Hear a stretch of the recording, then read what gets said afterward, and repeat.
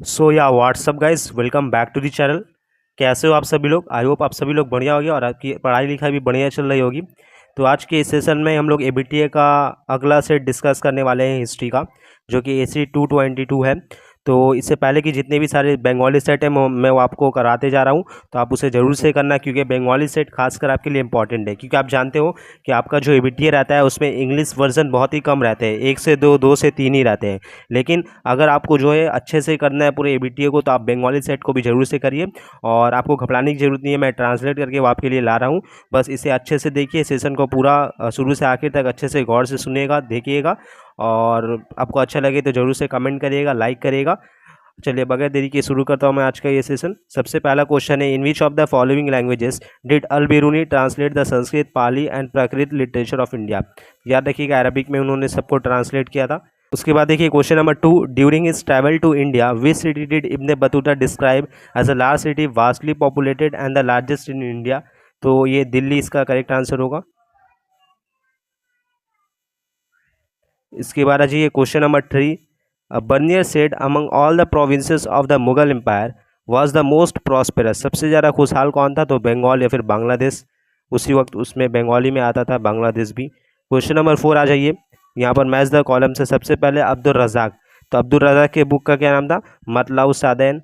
इसके बाद Ibn Battuta, इनके बुक का नाम है किताबुल रहला। अल बिरूनी है किताबुल हिंद।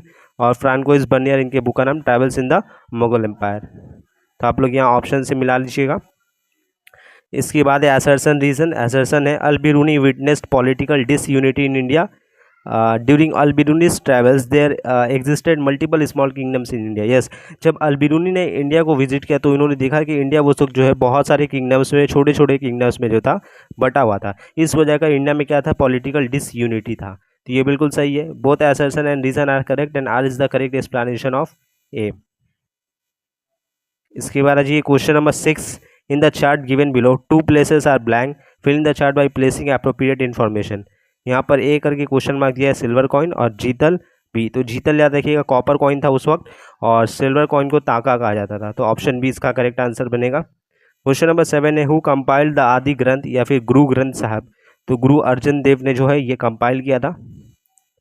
क्वेश्चन नंबर 8 है, the nerve centre of the bhakti movement in Bengal was called. तो नवद्वीप था। इसके बाद जी question number 9, identify the correct location of the dargah from the two pieces of information below. पहला इन्फॉर्मेशन है, this dargah belongs to Salim Chishti.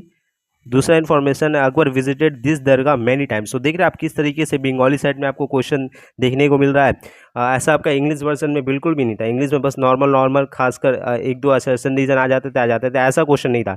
इसलिए मैं बोल रहा हूँ कि बंगाली साइड को आपको जो है बड़ा केयरफुल्ली करना है, और मैं सब करवा रहा हूँ, आपको उसका अपडेट भी दे रहा हूँ। तो हमारे व्हाट्सअप चैनल को भी आप लोग जरूर से ज्वाइन कर लेना। तो खैर यहाँ पर जो ये दरगाह जो सलीम चिश्ती से बिलोंग करता है, और अकबर ने कई बार इस दरगाह को विजिट भी किया है।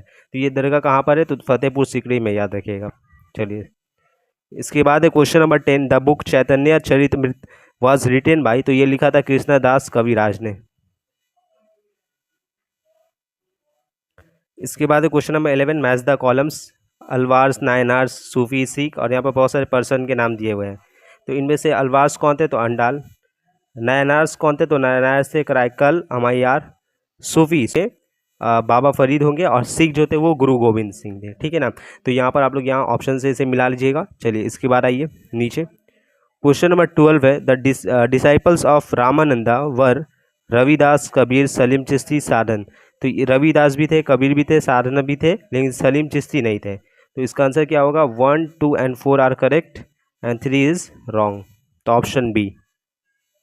उसके बाद जी question number 13, which of the following Sufi saints did not belong to the Suhrawardi order. तो शेख बहाउद्दीन जकरिया ये सूरावर्दी ऑर्डर से थे। सदरुद्दीन आरिफ भी थे, सैयद जलालुद्दीन बुखारी भी थे, लेकिन ख्वाजा बकी बिल्ला नहीं थे। तो ये इसका करेक्ट आंसर बन जाएगा। क्वेश्चन नंबर 14 है, in which year was the battle of Banihatti या तलीकोटा फोर्ट। तो 1565 में लड़ा गया था ये। इसके बाद जी क्वेश्चन नंबर 15 है, who was one of the greatest sultans of the Bahmani dynasty. तो ताजुद्दीन फिरोज शाह थे। क्वेश्चन नंबर 16 है, whose title was Gunraj Khan. तो मालाधर बासु का टाइटल था ये। इसके बाद है, the author of the book Riyaz-us Salatin is. तो इस बुक के ऑथर है गुलाम हुसैन सलीम। इसके बाद ये मैच द कॉलम्स फिर से हम यहाँ पर देखिए थोड़ा सा ध्यान से। यहाँ पर है वकील उस सुल्तान, अमीरुल उमर, हासे खेल, वजीर कुल। ठीक है, आपको जो है इसका आंसर बताना है। इसका आंसर क्या होगा? तो देखिए सबसे पहले वकील उस सुल्तान, ये बेसिकली उस वक्त दिल्ली सल्तनत की बात कर रहा है। ठीक है ना, तो वकील उस सुल्तान कौन था? वो नायब हुआ करता था दिल्ली सल्तनत का, जो कि उसका पोजीशन जो था वो सुल्तान की इक्विवेलेंट ही था। इसके बाद जी अमीरुल उमर, तो अमीरुल उमर याद रखिएगा कमांडर ऑफ द आर्मी हुआ करता था। खासी खेल, तो खासी खेल किस में जाएगा? सुल्तान पर्सनल बॉडीगार्ड में। और वजीर कुल यानी प्राइम मिनिस्टर। तो ऑप्शन ए इसका अगर आप देखिएगा तो करेक्ट आंसर बनेगा। इसके बाद जी question number 19, which information about Krishna Devaraya is inconsistent या फिर incorrect? He was a ruler of the Tuluva dynasty, बिल्कुल सही है। हमसे पूछा कौन गलत है?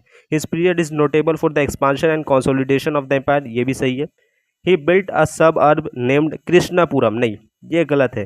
कृष्णापुरम जो है वो उस वक्त केरल के राजा मार्तंड वर्मा ने जो है बिल्ड करवाया था, ना कि इन्होंने। ठीक है ना, तो ये फॉल्स है और यही इसका करेक्ट आंसर बनेगा। बाकी मैं नीचे वाले ही पढ़ दे रहा हूँ। He was the author of the book Amukta Malyada, हम लोगों ने देखा था, इन्होंने ये बुक भी लिखा था, तो ये तो सही है। तो खैर यहाँ पर आंसर क्या होगा? यहाँ पर आंसर होगा ऑप्शन सी, क्योंकि वो गलत है कृष्णा देव राया के बारे में। क्वेश्चन नंबर 20 है, यहाँ पर आपको फिल करना है विथ करेक्ट इन्फॉर्मेशन। यहाँ पर अच्छा ट्रैवलर के नाम फिल करने हैं आपको, और यहाँ पर उनका कमेंट दिया हुआ है। The circumference of Vijayanagar was 60 miles long, this city was surrounded by walls. तो ये किसने कहा था? तो याद रखिएगा ये कहा था निकोलो कॉन्टी ने।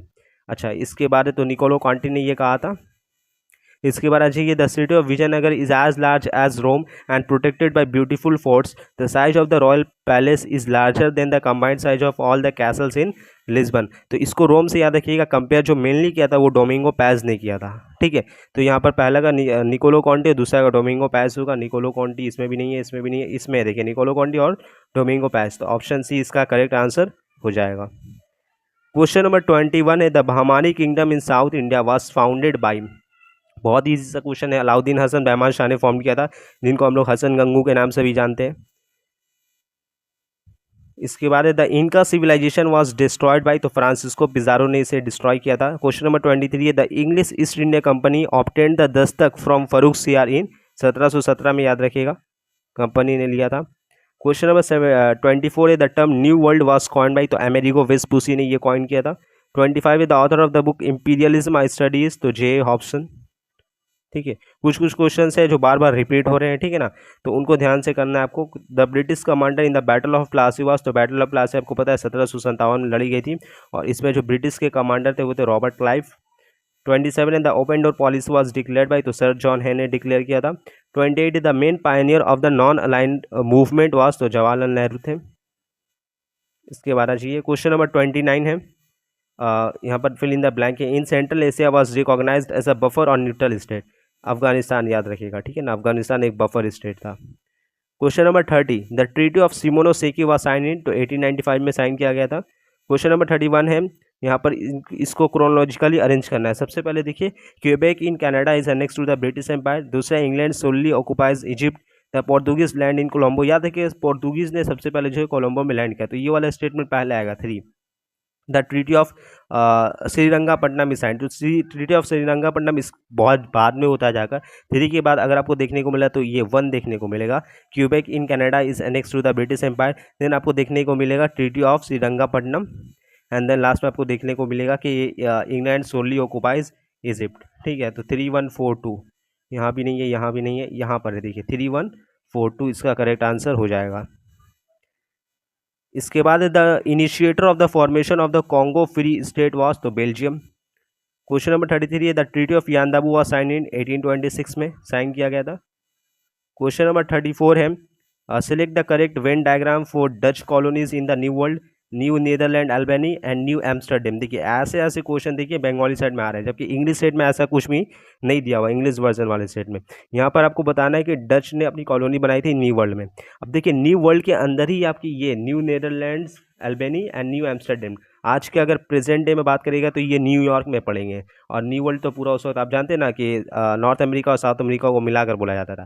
तो यहाँ पर अगर हम लोग इसको वेन डायग्राम के जरिए बनाने की कोशिश करें तो न्यू वर्ल्ड पहले आएगा, उसके अंदर में जो आएंगे आपकी क्या आएंगे, एक तरफ आएगा न्यू एम्स्टर्डम और एक तरफ आएगा नीदरलैंड अल्बानी। तो ये कुछ ऐसा बनेगा, ऑप्शन ए इसका करेक्ट आंसर बनेगा। ठीक है, अगर आपको वेन डायग्राम में कुछ समझने में प्रॉब्लम हो रहा है तो आप मुझे जरूर से कमेंट कीजिएगा। मैं हिस्ट्री का कोशिश करूंगा जितने भी चैप्टर्स की मोस्ट प्रोबेबली आपके जो पॉसिबल वेन डायग्राम हो सकते हैं सब चैप्टर का मैं एक साथ जो है आपको करवा दूंगा। ठीक है, क्वेश्चन नंबर 35 है विलियम पिट वाज, तो विलियम पिट कौन थे? तो विलियम पिट याद रखिएगा ब्रिटिश प्राइम मिनिस्टर थे। ठीक है, इन्हीं के टाइम में वो है 1784 में आता है पिट्स एक्ट। क्वेश्चन नंबर 36 है the third pillar of the British administrative system was, तो आपको पता है सिविल सर्विस था, इसके बाद आपका आर्मी था और लास्ट में था पुलिस डिपार्टमेंट। ठीक है, वही पुलिस। इसके बाद चाहिए, अच्छा ठीक है, the economic history of India was written by, तो ये लिखा था आर.सी. दत्त यानी रमेश चंद्र दत्त ने। Among the following historians the one who did not express views on industrialization is, तो 4 हिस्टोरियंस के नाम दिए गए, इनमें से किनका हमें व्यू नहीं मिलता है डी इंडस्ट्रियलाइजेशन को लेकर, तो वो उसका आंसर होगा सतीश चंद्र। ठीक है, अब यहाँ पर आ जाइए क्वेश्चन नंबर 39 एलिजा इम्पेवास, तो आपको पता है first chief justice of the supreme court at Calcutta थे। और question number 40 the father of the modern police system, बहुत ही इजी क्वेश्चन है, father of modern police system, father of Indian civil service, father of permanent settlement. ठीक है, तो ये सब का आंसर एक ही है, इसका आंसर क्या होगा? तो आपको पता है जैसे कि मैं आपके लिए होमवर्क भी छोड़कर जाता हूँ, तो ये आपका होमवर्क है, इसको मुझे कमेंट में करिएगा। तो आई होप कि सेशन आपको अच्छा लगा हो, आपके लिए हेल्पफुल रहा हो, तो इसे ज़रूर से पूरा आप जो है करें। कोई डाउट हो, कोई कुछ भी प्रॉब्लम हो तो आप कमेंट कर सकते हैं, और कैसा लगा सेशन ये भी जरूर से बताएं, और अगला सेशन किस चीज़ पर चाहते हैं ये भी आप बताएं। तो आज की सेशन को यहीं पर वाइंड अप करता हूं, मैं मिलता हूं मैं आपसे नेक्स्ट सेशन में, तब तक के लिए अच्छे से पढ़ाई करें। Thank you so much.